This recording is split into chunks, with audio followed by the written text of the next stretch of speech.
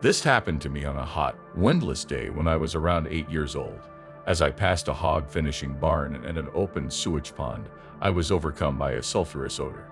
I can still recall the single second when I blacked out as I began to drop to the ground. I landed on the same field where my NDE began. A height of 30 to 40 feet, I could see the terrain below. The exact height was determined by a utility SL telephone pole way ahead of me.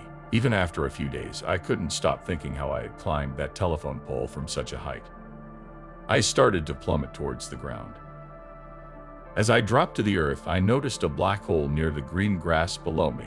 I stumbled toward it, but the space felt too little. My plummeting continued as I approached the hole. I dropped without hitting anything substantial. It was as if I had punctured a veil. As I sank through the small black hole, I entered a tunnel that was completely dark on the inside and fast expanding to accommodate my descent. Everyone says I'm going to the light, but I wasn't. As I twisted my head, the entrance to the tunnel became visible again. My naive humanity diminished over time, giving way to my rational mind. Without a shore, I was returning to a more enlightened state of mind after having previously died. This tunnel experience involved many downloads, some of which I am still having trouble recalling. Although I remember what happened, I can't recollect the particular I was taking notes on, and the agony is excruciating. If the life I had just left transmitted any message or sentiment, it was like playing a game. This game may have been won in a more effective manner. Looking back, I realize how often I wish I could change some aspects of my life. Why would I let it go? It makes me wonder how far I could go if I just kept living my life in this manner. In these nostalgic moments of the tunnel journey, I felt a little bummed that I hadn't done better in my little 8-year-old existence, but it was a pleasant disappointment. As the ship's speed slowed, I awoke in a room surrounded by panoramic screens. It appeared that a slew of TVs were crammed into one little space. A small personal story was about to begin. I was perplexed, but I largely saw my mother and sister. Despite knowing the precise time, location, and circumstances, it appeared like I was viewing the action from a fresh perspective in the room. Choosing a different tactic this time seemed like déjà vu all over again. This was a profoundly thoughtful and depressing assessment of my life, so I should definitely warn you about it. For some reason, it didn't hurt. I understood how much anguish my parents and sister had gone through as a result of my own immature words and the variety of emotions I had elicited in them. Everything negative that could happen, including feelings of humiliation, guilt, remorse, envy, and melancholy, grew by 1,000. My thoughts about this circumstance were considerably stronger. The intensity of those sentiments and ideas were too much for me to take. I really wanted it to end. Suddenly, the painful agony and dreadful human feelings vanished. I felt a wave of relief, but then I was swept back into that dark too, and this time I was in blissful freefall, something I've never seen anyplace else in the cosmos.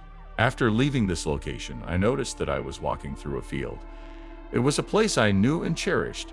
This meadow was my favorite, despite the fact that I had never seen anything like it anywhere else on Earth. I knew, however, that I had been here before, feeling the same gentle breezes and strolling across these identical fields. It felt like an eternity before we reached home. I had no idea where this experience would take me until now. It crushes my heart that I can't seem to recapture the bliss I felt and continue to feel in that meadow, no matter how much time passes. The hardest part is that I had no idea where the field led me. What greeted me was a massive hallway or room. It was here that my ancestors and relatives recognized me. Their layout was strikingly similar to that of basketball court bleacher spectators.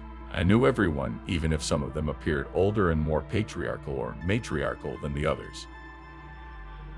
I traveled back and forth. I engaged in conversations with numerous of them. Once again, I'll repeat that I can't place a face to everyone I've ever met. Perhaps it's because my 8 years here have been devoid of death. I remember a few talks with a woman I knew. She was asking if you'd previously spoken to him. Not yet, I exclaimed, my laughing barely audible. Is it okay if I talk to him? Wow, I had no idea. God was present, but he appeared as a brilliant light to my right. To my eyes, he bore no resemblance to Jesus and showed no traces of a human body. It appeared as if God had just started communicating to me out of nowhere. Honey, I don't know why you're even here. This is not the time for you. You still have tasks to finish. As soon as I realized God was speaking to me, I was whisked away to another room before I could learn what that labor required. Yeah, I'm going back, I said, speaking with a few others. My job keeps me extremely occupied. I was willing to accept the idea that coming back would be difficult. It is with great sadness that I must inform you that my recollections of our grandparents and this majestic hall are fading. Finally, I was directed to a smaller, more private room within a much larger complex. The building's columns and white marble gave it a classically Greek aspect. My powerful twin flame connection began here. During our long conversation, I told her that we would be spending some time apart. While she would have to wait a long time to reincarnate on this planet, I would return to my corporeal form. I had the sensation she would be considerably younger than me, despite the fact that our lives on Earth would not be same. As we said our goodbyes, she could tell I had work to do. Unfortunately, I am unable to recall any other information about her or this aspect of my NDE as much as I would like to. Even though I have no idea whether we will meet in this life or not, dating has become more interesting. Whenever I meet someone fresh who is a little younger than me, I can't stop laughing. Suddenly, I moved out of my corporeal shape and returned to the grass. I had lived through my near-death experience. Nobody came forward to aid me when they saw me unconscious on the ground that terrible day. I realized it on my own. I got up and carefully walked the 50 yards to our house, my thoughts racing with bewilderment. When I returned, I was perplexed as to how I had managed to climb the telephone pole and obtain such a good perspective of the ground below. I kept my near-death experience to myself at the time, so no one, even my parents, was aware of it. I couldn't understand it when I was 8 years old. I couldn't fathom what had happened until I was well into my 30s. When the memories returned, you'd remember the majority of it. I had no idea there was such a thing as a neurological death experience before. Many survivors of near-death experiences have stated a desire to stay in that area indefinitely or never return. When my parents were not around, I would sneak outdoors and lie down on the same patch of grass where my near-death experience had occurred. When I closed my eyes, I sincerely wanted to return to that location. A lot of what had happened was quickly forgotten. I don't know why. To be more explicit, I refused to enter that part of the country. For some reason, I felt more terrified of it, so I buried the memories even deeper in my mind. In the midst of this, and for weeks after my NDE, I started having highly realistic nightmares. Some of these out-of-body experiences were terrifying, but they were entirely real. They eventually vanished, as did most memories of near-death experiences.